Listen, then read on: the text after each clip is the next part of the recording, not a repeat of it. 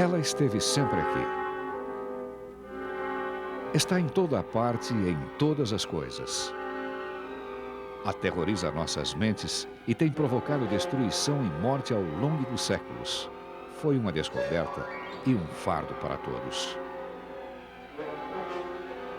Nesta era moderna e de alta tecnologia, continua a ser tudo isso. Como se livrar dela? Continua sendo uma pergunta sem resposta.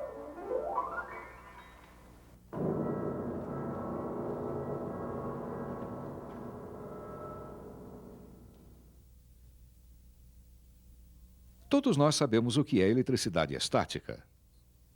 Simplesmente esfregue os pés no carpete num dia frio e então toque em alguém ou alguma coisa.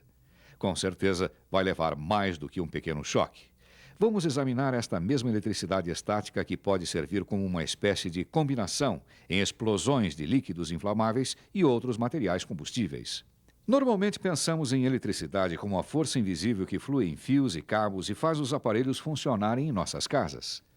Eletricidade, porém, é simplesmente o fluxo de elétrons livres. Elétrons são uma das unidades básicas da matéria e estão contidos em cada átomo e molécula no universo.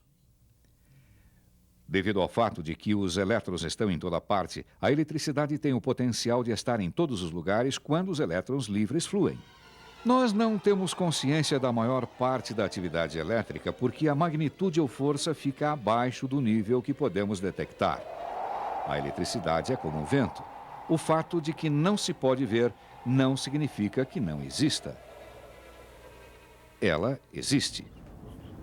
A eletricidade estática ocorre quando os elétrons se acumulam em quantidades desiguais em dois objetos diferentes, causando uma diferença na carga dos objetos. Quando o acúmulo de carga fica suficiente, a eletricidade flui entre os objetos na forma de uma descarga elétrica ou faísca. Esta descarga elétrica acontece para igualar as cargas nos objetos, ou fazer o que é conhecido como equilíbrio. Esta potente mostra de força da natureza é uma descarga elétrica da mesma maneira que ocorre quando se dá um aperto de mãos. Como a eletricidade está em toda parte, ela é importante para que se perceba que as cargas podem se acumular em qualquer coisa, inclusive gases, fluidos, dutos, maquinaria, partículas de pó e também nas pessoas. Estas cargas se acumulam por um número de razões, mas a principal causa do acúmulo de carga é o toque e a separação de diferentes materiais. Com o acúmulo de carga, existe sempre o potencial para descarga elétrica em forma de faísca que poderia, nas condições apropriadas, provocar um incêndio ou uma explosão. Portanto, quando trabalhamos com materiais inflamáveis ou combustíveis, devemos sempre estar conscientes dos perigos da eletricidade estática e devemos tomar as medidas de segurança apropriadas para a nossa proteção. Vamos ver alguns exemplos interessantes de medidas de segurança utilizadas em um ambiente industrial mais sensível.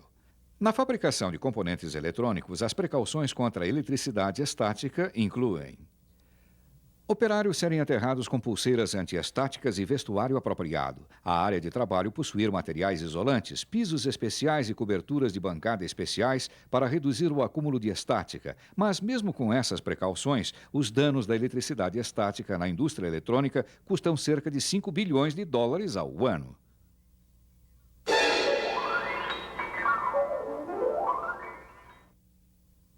O que desperta mais nosso interesse no trabalho e em nosso cotidiano é como a eletricidade estática pode ser perigosa com materiais inflamáveis e combustíveis líquidos como gasolina, diesel, óleos de aquecimento, álcoois, solventes de limpeza industrial e outros hidrocarbonetos, e também poeira de qualquer natureza. Agora vamos examinar a sequência de eventos na qual a eletricidade estática causa uma explosão ou incêndio em uma atmosfera inflamável. A primeira etapa é a geração de carga. Em qualquer ocasião em que um material é movimentado de um local para outro através de transporte por dutos, filtragem ou por outros meios como despejo, cargas são geradas. Em circunstâncias normais, as cargas geradas serão neutralizadas ou eliminadas antes da ocorrência de uma condição perigosa. Uma condição perigosa ocorre quando um material é exposto ao oxigênio contido no ar. Os vapores ou poeiras do material se combinam com o oxigênio e surge o que é conhecido como atmosfera inflamável. Se esta atmosfera inflamável estiver presente quando as cargas se formarem no material, pode ocorrer ignição se houver uma faísca. A faísca eletrostática, como nós aprendemos, pode ocorrer entre quaisquer dois objetos ou materiais que tenham cargas diferentes. Como os materiais foram carregados devido ao atrito, uma faísca pode ocorrer se nós colocarmos um objeto com carga diferente próximo ao material. Neste exemplo, é a borda metálica. Se o material for inflamável, os resultados podem ser desastrosos. Sempre redobre o cuidado quando modificar uma rotina. Podemos definir 4 condições necessárias para que uma explosão ou incêndio sejam provocados por uma faísca eletrostática. Na presença de uma atmosfera inflamável, um gás ou vapor de um material combinados com oxigênio no ar. Geração de carga por movimento. Acúmulo de carga e descarga eletrostática em forma de faísca.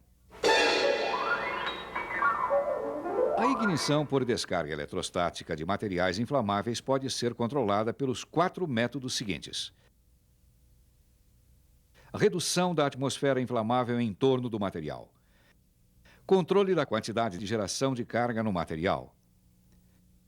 Neutralização de cargas geradas no material.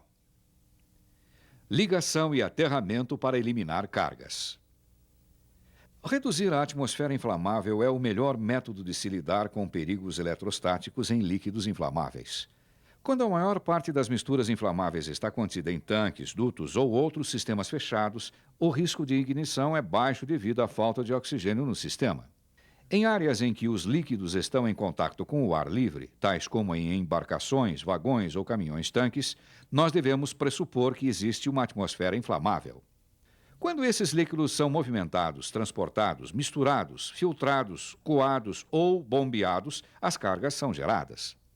A quantidade de carga gerada é proporcional ao grau em que as moléculas se movimentam. A regra básica de se lembrar é quanto mais movimento de moléculas, maior será a geração de cargas eletrostáticas. Nosso objetivo é reduzir o movimento ou agitação ao mínimo.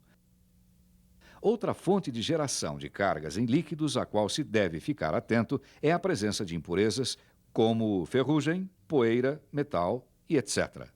Deve-se sempre tomar cuidado para assegurar que os contêineres estejam limpos e livres de resíduos. Para controlar a quantidade de geração de carga eletrostática, os líquidos devem ser transportados e bombeados na velocidade mais baixa possível. Sempre reduza a quantidade de vaporização, borrifos ou respingos. Como mencionamos antes, em qualquer ocasião em que o líquido é deixado em repouso por algum tempo, as cargas irão se recombinar e entrar em equilíbrio. Isto é conhecido como neutralização de cargas. Em neutralização de cargas, o tempo é o elemento-chave para se controlar a descarga eletrostática. Quanto mais tempo um líquido carregado é deixado em repouso, mais equalizada a carga irá se tornar. Outros métodos para criar o equilíbrio são conhecidos como aterramento e ligação. Aterramento é o procedimento de se conectar um objeto a um ponto terra ou potencial de terra. O aterramento dá às cargas uma passagem elétrica para a terra de modo que elas possam ser eliminadas. A ligação é o procedimento de se conectar eletricamente dois objetos de modo que eles estejam no mesmo potencial elétrico.